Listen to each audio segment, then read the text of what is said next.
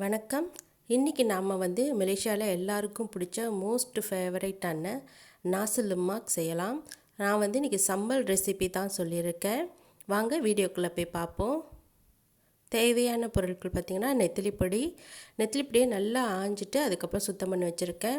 ஒரு பெரிய வெங்காயம், அதுக்கப்புறம் 10 சின்ன வெங்காயம், 4-5 பல் பூண்டு, ஒரு சின்ன துண்டு இஞ்சி, புளி நான் தண்ணியில் ஊற போட்டு வச்சுருக்கேன். அதுக்கப்புறம் பார்த்திங்கன்னா காஞ்ச மிளகாய் சின்ன சின்னதாக வெட்டிட்டு சுடு தண்ணி ஊற்றி ஒரு கொதி வர வரைக்கும் அவிச்சு எடுத்து வச்சுருக்கேன். இதுதான் இப்போ நமக்கு தேவையான இன்க்ரீடியன்ட்ஸ்.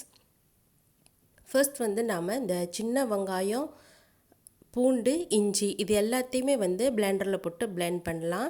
கொஞ்சம் அரைச்சதுக்கு அப்புறமா நாம் நெத்திலி பொடியை அது கூட சேர்த்து நல்லா அரைச்சி எடுத்து வச்சிடலாம்.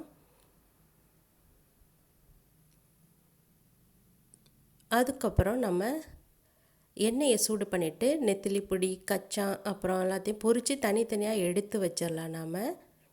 நான் நெத்திலி பொடியை சம்பளோடு சேர்க்க மாட்டேன், தனியாக பொரித்து எடுத்து வச்சுட்டு அதுக்கப்புறம் நம்ம அதே எண்ணெயிலே நம்ம சம்பல் செய்ய ஆரம்பிக்கலாம். வாசம் ரொம்ப நல்லா இருக்கும் அந்த நெத்திலி பொடி பொரித்த எண்ணெயிலே நம்ம சம்பல் வச்சோன்னா. அதனால் நான் இதை சும்மா பொரித்து எடுத்து வச்சிட்றேன்.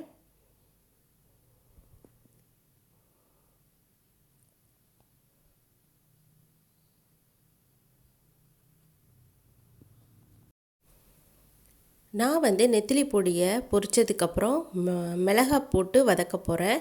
நீங்கள் இன்னும் நல்லா டேஸ்ட்டாக வரணும்னா முதல்ல நம்ம வெங்காயம்லாம் அரைச்சோம் பாருங்கள், அதை நல்லா போட்டு வதக்கிட்டு அதுக்கப்புறமா நம்ம மிளகாய் போட்டு வதக்கணுன்னா நல்லா டேஸ்ட்டாக இருக்கும். இன்றைக்கி எனக்கு இந்த மிளகாய் கொஞ்சம் உரப்பாக இருக்குது.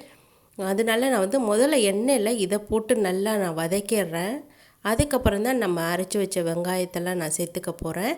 நம்ம இப்படியும் செய்யலாம், அப்படி இல்லாட்டி முதல்ல நம்ம அரைச்சி வச்சுருக்க வெங்காயம், அந்த நெத்திலி பொடி, இஞ்சி, பூண்டு இதெல்லாம் அரைச்சி வச்சுருக்கோம் பாருங்கள் பச்சையாக, அதை போட்டு நல்லா எண்ணெயில் வதக்கி விட்டுறலாம். அதுக்கப்புறம் மிளகாய் சேர்த்துட்டு நல்லா வதக்கலாம். நான் இன்றைக்கி முதல்ல மிளகாயை நல்லா வதக்கி விட்டுறேன்.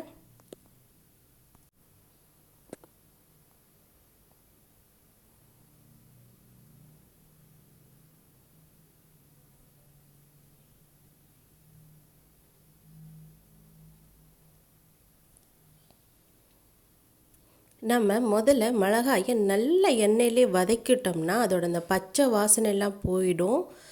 உரப்பு ரொம்ப கூட இருந்தாலும் கொஞ்சம் குறையும். அதனால் நான் ஃபர்ஸ்ட் அது நல்லா வதக்கி விட்டேன். இப்போ நம்ம அரைச்சி எடுத்து வச்சுருக்கிற அந்த வெங்காய விழுது எல்லாத்தையுமே இதில் சேர்த்துக்கலாம். நல்லா சேர்த்து நல்லா கிண்டும் போது கொஞ்சம் தெரிக்கும் இது. அதனால் ஏதாவது மூடி போட்டு மூடிட்டு நம்ம இடையில திறந்து நல்லா கிண்டி விட்டு மூடி வச்சிடலாம். அப்போ தான் இந்த சம்பளோட டேஸ்ட் ரொம்ப நல்லா இருக்கும். இப்போ இது நல்லா கொதிக்கட்டும்.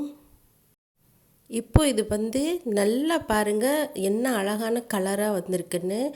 ரொம்ப அழகாக இருக்குல்ல பார்க்குறப்பயே அந்த கலர். இப்போ இது கூடவே நாம் கரைச்சி வச்சுருக்க புளியை நம்ம இதில் சேர்த்துக்கலாம். நாசி லெமாக்கில் பார்த்திங்கன்னா இந்த சம்பல், அதுக்கப்புறம் நம்ம குலமிளகு அப்படி இல்லாட்டி ப்ரௌன் சுகர் அதுக்கு தகுந்த மாதிரி நம்ம சேர்த்துட்டோம்னா சம்பல் டேஸ்ட் ரொம்ப நல்லா இருக்கும். நம்ம அந்த புளியையும் அந்த சீனியையும் தான் கரெக்டாக நம்ம அட்ஜஸ்ட் பண்ணி பார்த்துக்கணும் டேஸ்ட்டுக்கு. அதுதான் ரொம்ப முக்கியமானது. நான் ப்ரௌன் சுகர் ஒரு 6 ஸ்பூன் சேர்த்துருக்கேன், டீஸ்பூன். இதே குலமிளகுன்னா இன்னும் ரொம்ப நல்லா டேஸ்ட்டாக இருக்கும். நீங்கள் டேஸ்ட் பண்ணி பார்த்துட்டு அதுக்கு தகுந்த மாதிரியும் புளியையும் அந்த ப்ரௌன் சுகரையும் அட்ஜஸ்ட் பண்ணிக்கோங்க. இதெல்லாம் சேர்த்ததுக்கப்புறமும் திருப்பி நம்ம மூடி போட்டு நல்லா வேக விடணும். இந்த மாதிரி மூடி போட்டால் நம்ம கிண்டிகிட்டே இருக்கணும். அது நல்லா சுண்டி வரும் அந்த சம்பல். அப்போ தான் அந்த சம்பல் நல்ல டேஸ்ட்டாக இருக்கும்.